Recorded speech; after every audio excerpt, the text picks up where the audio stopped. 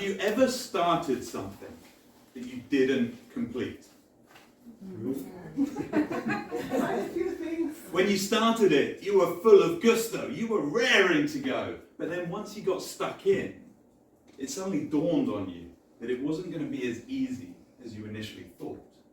Maybe it was a speech that you were writing, and it didn't sound quite right, it didn't sound perfect, so it was destined for a draw, never to see the light of day again.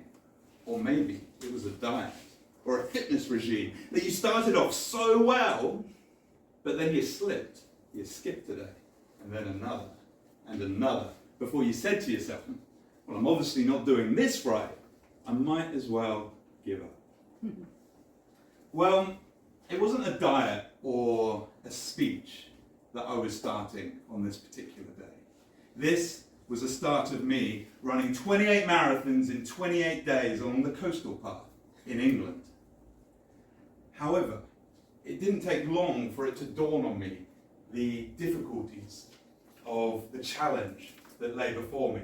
Now, the weather was bad, even for England. There was gale force winds, and it wasn't just raining, it was pouring. As I stepped off the boat that took me to the start of the path, I looked back at the boat that had taken me there, and the ferryman was dressed all in waterproof clothing, and he looked curiously at me in my running gear with a 20-kilogram rucksack on my back, and he offered a sympathetic wave as the ferry went back. I was all alone, but I was full of gusto. I was raring to go. This was the beginning. Now, the reason why I'd started to do this was in honour of my daughter, Annabella, who had died 2 years previously at just 28 days old. I'd spent that time trying to hold myself together, hold my family together, whilst not falling apart myself.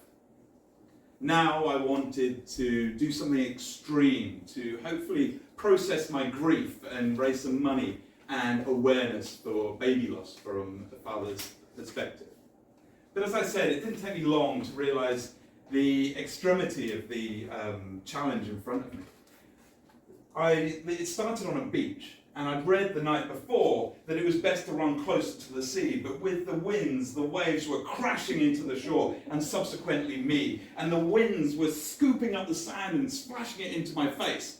As the beach ended, the path descended rapidly upwards to the top of the cliff, where the winds were even stronger, knocking me to my knees, and with the heavy weight on my back, all I could find was to crawl and stumble myself forward until I found myself pinned to a barbed wire fence, staring down into the abyss where the path once was now just a sheer drop.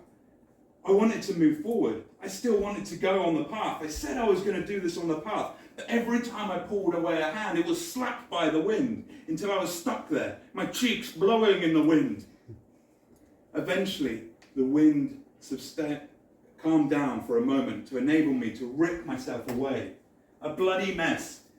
I had to make the difficult decision to abandon the path and find an alternative route. After 9 hours and getting lost in the woods several times, I finally found my way back to my campsite for the evening. However, as I said, it took me 9 hours.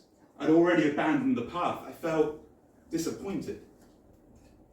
And this continued for the next few days. With the difficult terrain and the weight on my back, I couldn't run every step. So 9-10 hours, it got to the point where little old men were offering me a cheery, "Keep going, son," as they passed me on an incline.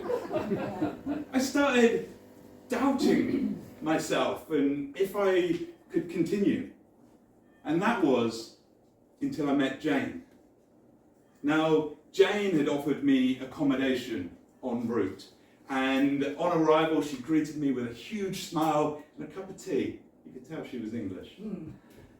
But she could see in my face that there was a problem, so we sat down on her table and she started asking, she was saying, "What's wrong?" And, "Jane, this is crazy. It's taken me so long, it's more difficult than I thought. 9, 10 hours, this path is insane, and I'm not even staying on the path. What am I doing? Chris, you're doing great. Look, I was going to give up medical school until my professor said to me, perfection is the enemy of completion. Sometimes success just comes from completing what you set out to do. However you do it, however long it takes. Now, with that, suddenly a weight was lifted off my shoulders. I suddenly realized that all I had to do was get up every day and do my distance, and it was okay. And this is good advice for whatever we're trying to complete in life, whatever we're going through. We just have to get up every day, put one foot in front of another, and continue. Sometimes it feels like we're connected to an elastic band. You know, some days it's easy, and then some days it's really hard, and then other days we're flung right back, and we feel like we're starting from the beginning. But you just have to put one foot in front of another and keep on going. Don't let the need for perfection stop you completing what you really want to do, or else don't let your journey's setbacks trick you into thinking that it's not worth completing.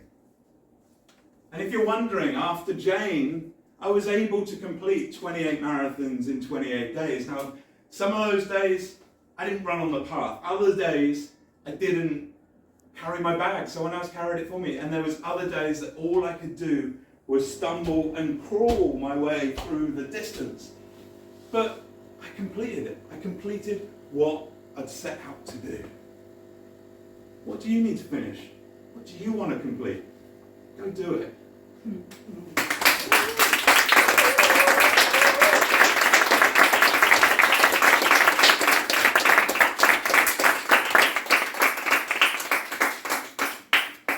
Thank you, Chris. Great speech and great advice. 2 minutes for everybody. Thank you.